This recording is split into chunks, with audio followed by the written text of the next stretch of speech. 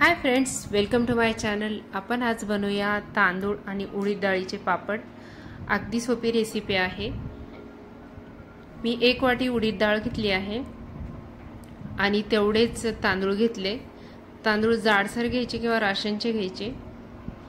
तांदूळ आणि डाळ मिक्स करून घेतला आणि स्वच्छ धुवून घेतलं। धुतल्यानंतर यामध्ये जवळपास 2 ते 3 ग्लास पाणी घालून भिजत घातले। 24 तास भिजून झाले होते। त्यानंतर निथळून घेतले।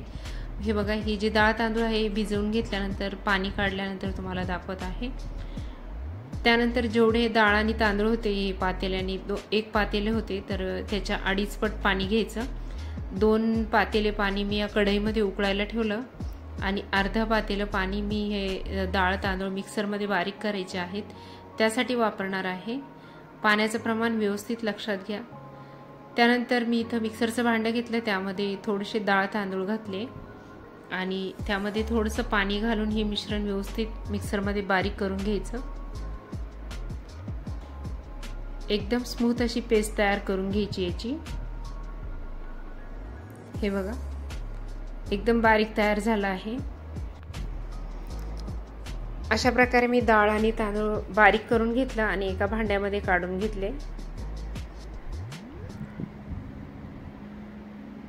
आणि इथं पाणी उकळायला ठेवलं होतं। हे बघा, पाणी व्यवस्थित उकळून झालं होतं।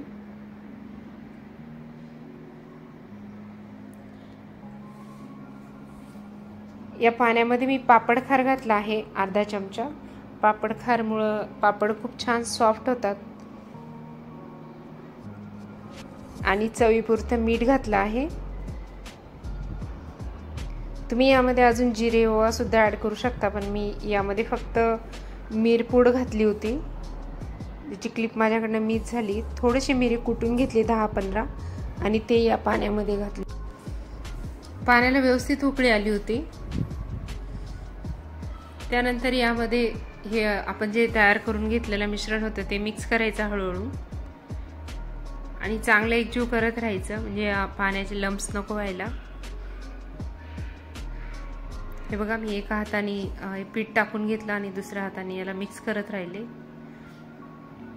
गॅसची फ्लेम लो ठेवायची आणि व्यवस्थित ढवळून घ्यायचे सर्व।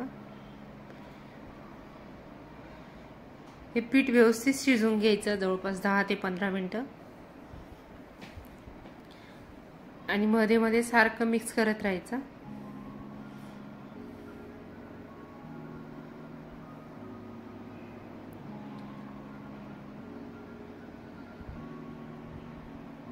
हे बॅटर शिजत असताना याचं थोडीशी चव बघायची, जर मीठ वगैरे कमी लागलं तर परत ऍड करायचं।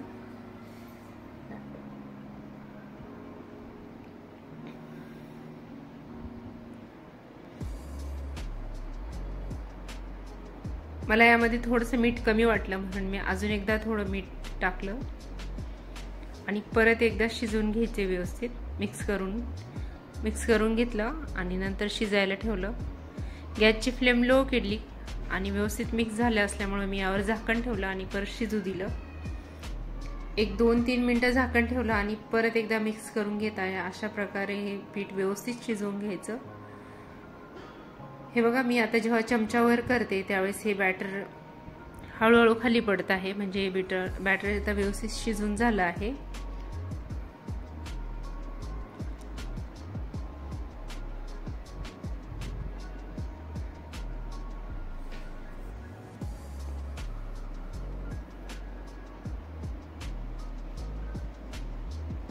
मस्त असं हे पीठ शिजून तयार झालं होतं।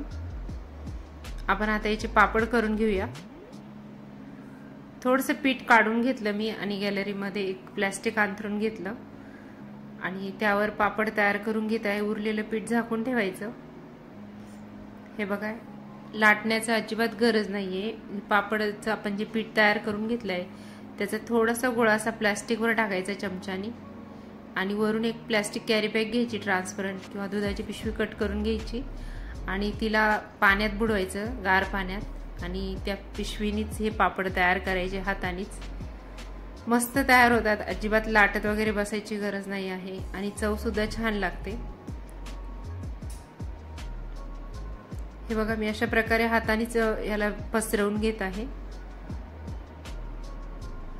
प्रत्येक वेळेस पापड केला की ही जी कॅरी बॅग आहे ती पाण्यात बुडून घ्यायची किंवा त्याला पाण्याचा थोडासा हात लावायचा आणि दुसरा पापड तयार करायचा।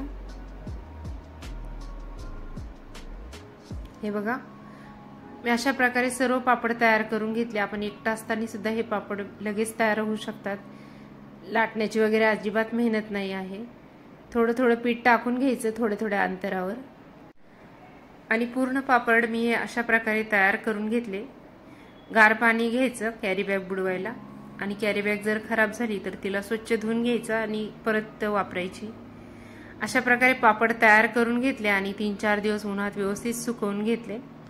त्यानंतर मी तुम्हाला आता तळून दाखवत आहे। बघा, तेल गरम करून घेतलं आणि मस्त असा पापड फुलून तयार झाला आहे। तुम्ही बघू शकता किती छान पापड तयार झाले। हे अजून एक तळून दाखवते।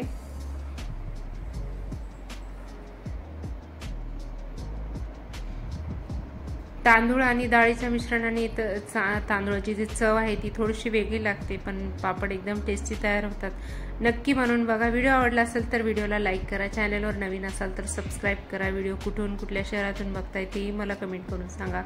या प्रकारच्या सर्व वाळवण्याच्या रेसिपी चॅनलवर आधीच अपलोड केलेल्या आहेत। सर्व रेसिपींना एकदा नक्की व्हिजिट करा। तुमचा अमूल्य वेळ देऊन व्हिडिओ बघितला त्याबद्दल खूप खूप धन्यवाद। चला परत भेटू आपण नेक्स्ट रेसिपीमध्ये। Thank you so much.